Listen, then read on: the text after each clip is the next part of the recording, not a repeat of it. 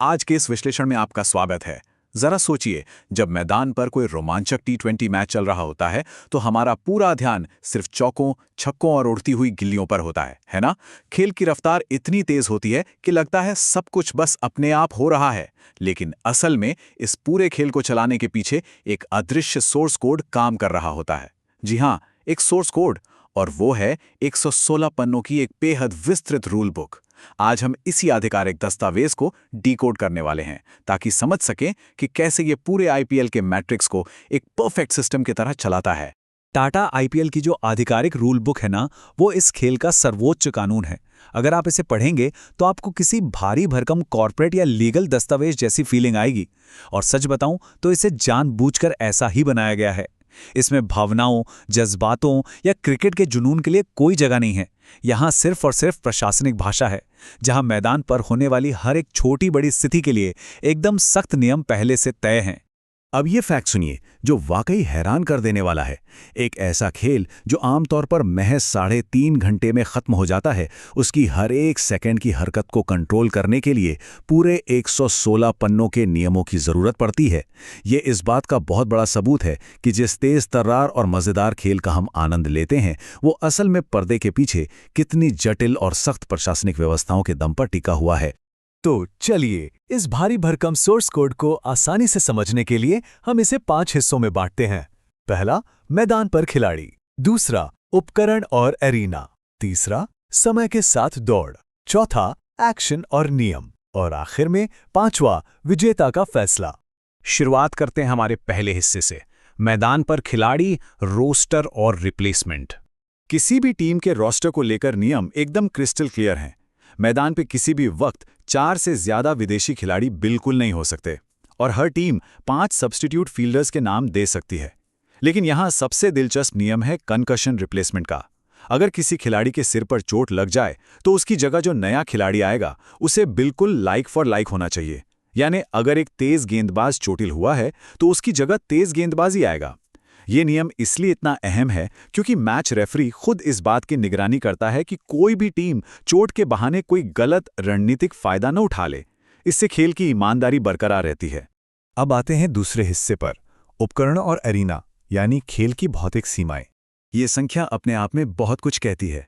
क्या आप जानते हैं कि एक आक्रामक बल्लेबाज चाहे कितना भी ताकतवर क्यों ना हो, उसके बल्ले की चौड़ाई ठीक 4.25 इंच से 1 सूत भी ज्यादा नहीं हो सकती। बिल्कुल सटीक। नियमों की ये कठोरता इसलिए है ताकि हमेशा खिलाड़ी की तकनीक और हुनर की जीत हो, ना कि किसी बड़े आकार के बल्ले की। इसी तरह जरा गेंद के वजन के नियमों को देखिए। बीसीसीआई जो सफेद क्रिकेट गेंद देता है, उसका न्यूनतम वजन 5.5 औंस और अधिकतम वजन 5.75 औंस ही होना चाहिए। बस इतना सा मार्जिन, ये फर्क इतना मामूली है कि आप इसे हाथ में लेकर महसूस भी नहीं कर सकते। हर गेंद मैदान पर एक जैसा ही बर्ताव करे, इसके लिए इतना माइक्रो लेवल का कंट्रोल बहुत जरूरी हो जाता है। और ये नियम कितनी गहराई तक जाते हैं, इसका अंदाजा आप इस बात से लगाइए कि स्टंप्स के ऊपर जो बेल्स रखी जाती हैं, उनके एक हिस्से, जिसे लॉन्गर स्पिगेट कहते हैं, उसकी लंबाई बिल्कुल 1.38 इंच ही होनी चाहिए। ना एक पॉइंट कम, ना एक पॉइंट ज्यादा। देखा जाए तो क्रिकेट का मैदान असल में ज्यामिति और भौतिकी का एक परफेक्ट नाप तौल वाला ग्रिड है। चलिए अब आगे बढ़ते हैं हमारे तीसरे हिस्से की तरफ, समय के साथ दौड़, तात्कालिकता और टाइम आउट। इस बुलेट ट्रेन की रफ्तार से चलने वाले खेल के बीच एक बड़ा ही दिलचस्प सवाल उठता है।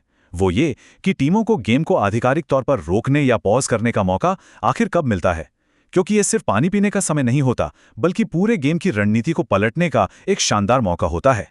तो होता यह है कि एक सामान्य मैच की हर पारी में 2 मिनट और 30 सेकंड के 2 टाइम आउट होते हैं।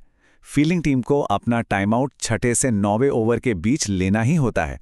वहीं बैटिंग टीम को यह मौका 13वें से 16वें ओवर के बीच मिलता है। ये कोई रैंडम ब्रेक नहीं है, बल्कि रणनीतिक रूप से तय की गई खास विंडोज हैं जो मैच के सबसे क्रिटिकल मोमेंट्स पर प्रेशर को दोबारा सेट करने का काम करती हैं। और ये 14.11 कोई सीक्रेट कोड नहीं है। असल में ये वो मिनिमम ओवर रेट है जो हर टीम को मेंटेन करना ही होता है। इसका सीधा सा मतलब है कि 1 घंटे में कम से कम 14.11 ओवर्स फेंके जाने चाहिए। अंपायर्स किसी एक्शन मूवी के हीरो की तरह लगातार घड़ी पर नजर गड़ाए रखते हैं और अगर कोई भी टीम इस रफ्तार से पीछे रह गई तो उस पर भारी पेनल्टी ठोक दी जाती है, जैसे कि 30 गज के घेरे के बाहर फील्डर्स की संख्या कम कर देना। खैर, अब हम आते हैं खेल के सबसे रोमांचक हिस्से पर, एक्शन और नियम, ऑन फील्ड फैसलों को डिकोड करना। इस पूरे मैट्रिक्स में सबसे जरूरी ये समझना है कि खेल असल में रुकता कब है। डेड बॉल की ये परिभाषा एकदम साफ कर देती है कि जब गेंद विकेट कीपर के दस्तानों में आकर पूरी तरह से रुक जाए या किसी बाहरी रुकावट के कारण अंपायर खेल को रोक दे, तब जाकर मैट्रिक्स पॉज हो जाता है। उस समय आप ना तो कोई रन बना सकते हैं और ना ही कोई विकेट गिर सकता है। अब डेड बॉल के एकदम उलट होती है नो बॉल। ये वो नियम है जो गेंदबाज की हर एक छोटी बड़ी हरकत को स्कैन करता है, चाहे गेंदबाज का पैर क्रीज से जरा सा बाहर हो या गेंद का उछाल नियमों के खिलाफ हो।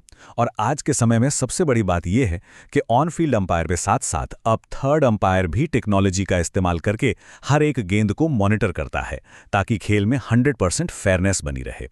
इल्लीगल बॉलिंग एक्शन को नापने का तरीका तो और भी कमाल का है। गेंद फेंकते समय गेंदबाज की कोहनी का झुकाव 15 डिग्री से ज्यादा बिल्कुल नहीं होना चाहिए। ये कोई अंदाजा या तुक्का नहीं है, बल्कि एक सख्त बायोमैकेनिकल लिमिट है जो तय करती है कि गेंद लीगल है या इल्लीगल। और अब हमारे विश्लेषण का आखिरी और सबसे निर्णायक हिस्सा, विजेता का फैसला, मैच के परिणाम की कार्यप्रणाली। मान लीजिए 20 ओवरों का महासंग्राम खत्म हुआ और दोनों टीमों का स्कोर एकदम बराबर है, तो क्या होगा? ऐसे में रूल बुक पैनिक नहीं करती। उसके पास सुपर ओवर नाम का एक पक्का प्रोटोकॉल तैयार है, और अगर कहीं पहला सुपर ओवर भी टाई हो जाए तो मैच खत्म नहीं होता। विजेता तय करने के लिए अगले 1 घंटे तक लगातार सुपर ओवर खेले जा सकते हैं। मतलब सोर्स कोड हर उस सिचुएशन के लिए तैयार है जहां दोनों टीमें हार मानने को तैयार ना हो। लेकिन तब क्या हो जब बीच मैच में जोरदार बारिश आ जाए या किसी वजह से मैच पूरा ही ना हो पाए? ऐसी उलझन भरी स्थितियों में रूल बुक DLS यानी डकवर्थ लुइस स्टर्न मेथड के गणितीय फॉर्मूले का इस्तेमाल करती है।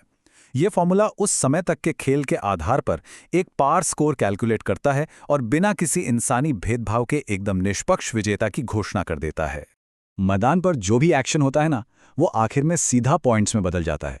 जीत का मतलब है लीग टेबल में सॉलिड 2 अंक। अगर मैच टाई हुआ या कोई नतीजा नहीं निकला तो 1 अंक मिलता है, और हारने पर 0। ये सिंपल सा दिखने वाला सिस्टम ही पूरे टूर्नामेंट की दिशा और टीमों की रैंकिंग को तय करता है। पर एक बात सोचिए, तब क्या होगा जब लीग टेबल में 2 टीमों के पॉइंट्स बिल्कुल बराबर हो जाएं? यहां भी रूल बुक एक सख्त ऑर्डर फॉलो करती है।